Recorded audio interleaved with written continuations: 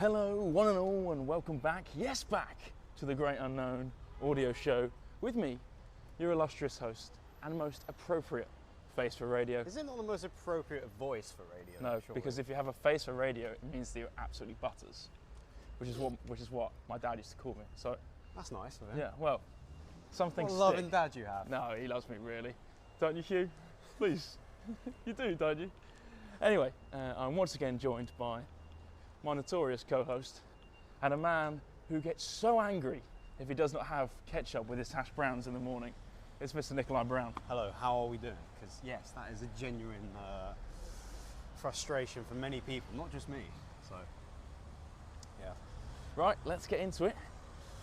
I have to be honest with you folks, and I have to apologise to start off with, because we're actually recording this episode a day after the events that we're going to be talking about, as when Nick and I stepped out the door to go and complete all of our objectives amongst the itinerary that we had set for the day, I had forgotten to bring the microphones with me.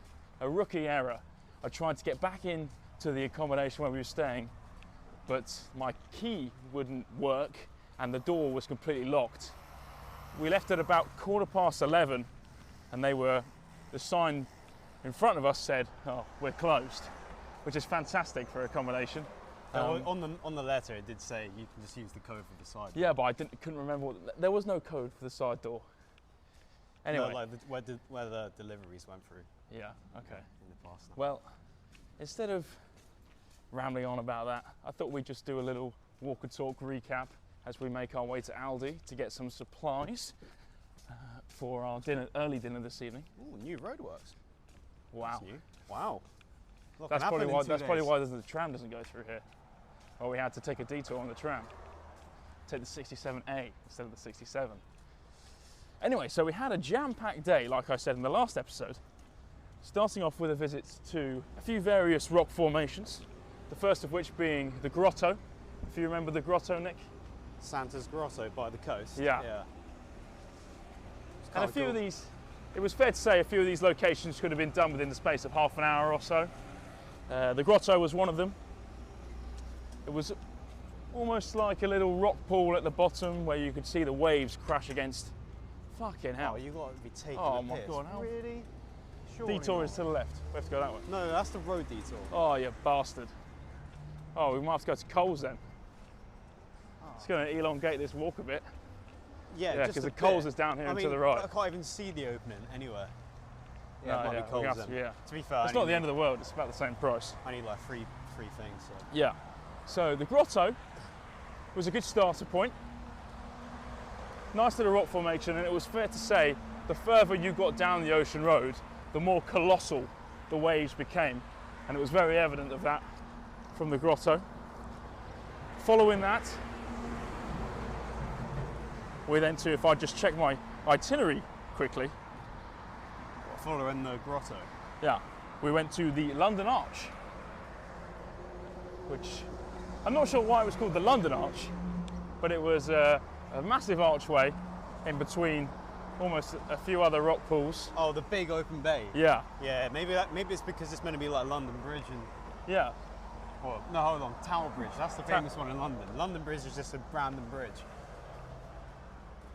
Anyway. yeah. Who knows? So that was interesting to see. Throughout the whole day, we became mini geologists, looking at the different rock formations and seeing why certain erosion had taken place.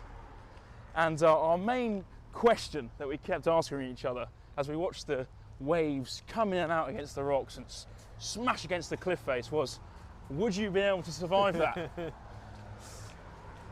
And after a number of factors for and factors against, we both came to the conclusion that, Nick, You'd be ended. Instantly. Well, not instantly. It'd be a painful drown and then, or maybe a clash to the head if you don't drown. Probably a clash to the head. yeah, contusion. So yeah, if you'd fallen in there, it would not have been very fun at all. After that, we then decided to go closer towards Port Campbell after going out, about 20 kilometres, and we did a little coastal walk, which was very enjoyable. And then following that coastal walk, we came to a main road, because like I said, most of these walks are one way and then you go back the same way you came, which kind of is a bit disappointing, but not really much you can do when you're walking along the coast. But we managed to find a little path that led us down onto the beach, which was one of the highlights of the day, really, because everywhere else seemed to be blocked off, or there weren't many passageways. And there was no one there. There was no one there amazing. at all. And so we got really up close and personal with the waves. Doing our dune walk. Yeah.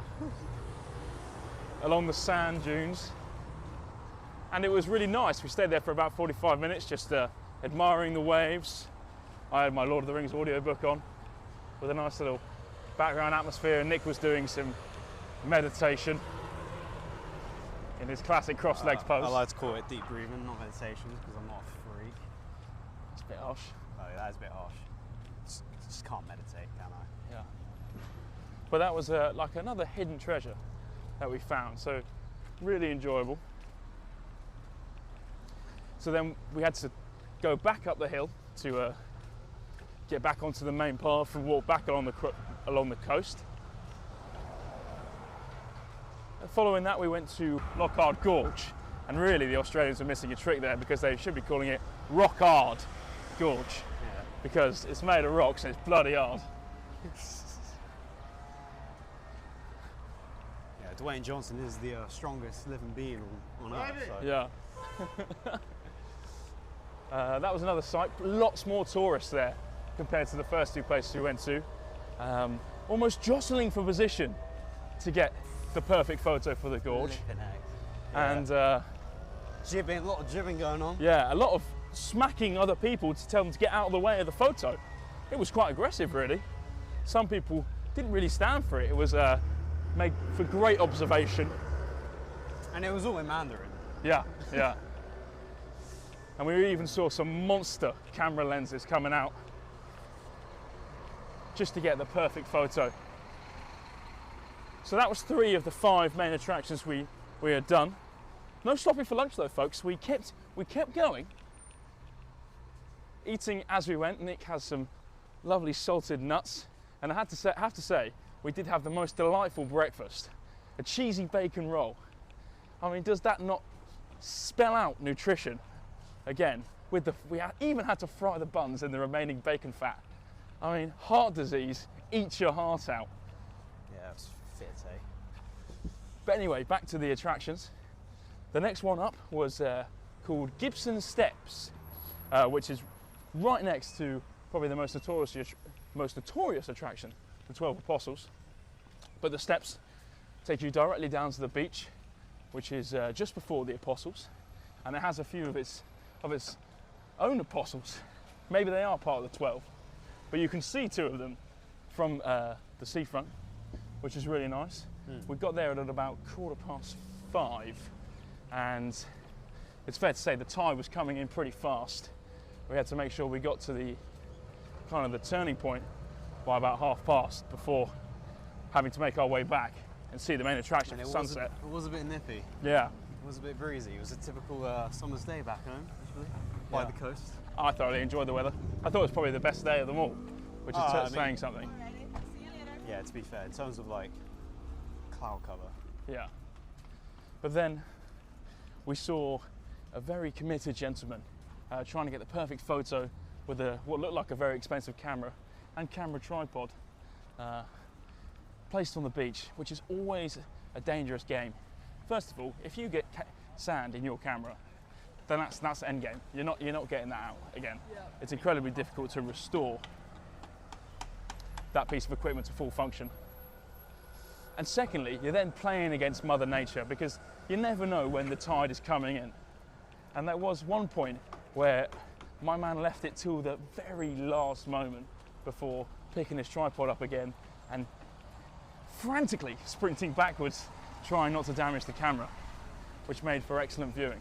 He even took a photo of my cock. Did he? Yeah. How did you know that? Did you see the photo? Yeah, I saw him take the photo of the cock. God. You must have found it amusing, because I did. You did, don't lie. Right. The sea didn't know. Maybe he's into like body art and life.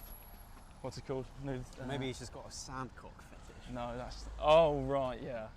Nick, in true Nikolai Brown fashion, decided to. What did you think I was talking about? Oh God. What, do you think I got my schlong out? I was like, oi, come over here, snap this. He had obviously left the beach with a certain piece of artwork to really highlight his maturity levels at the time and throughout the whole of his life. So that was Gibson's steps, and after walking back up the steps, we then made our final pursuit to the 12 Apostles, which, I mean, there's not 12 there, that's definitely for sure. Lots of them have eroded away to a point where they are almost a nub. I'd say there's at least 7 good ones. That was highly populated with tourists as well. Lots of different types of tourists. Some cool guys. We even saw one bloke taking a video of himself smoking a cigarette with no kind of artistic background. Just greenery, which was an interesting. Are we going to cross it? Or are you... But the Apostles themselves were monumental in stature. We stayed there for the sunset. We were there for a good 40 minutes and the breeze definitely picked up in that time. The cloud cover had an interesting joust with the sun and unfortunately came out victorious, although we did get some angelic glimpses of light, almost like a tractor beam of yellow sunlight beaming down onto the water, which was quite cool. Nick on his camera managed to get some good snaps. Do you know where it is? Yeah.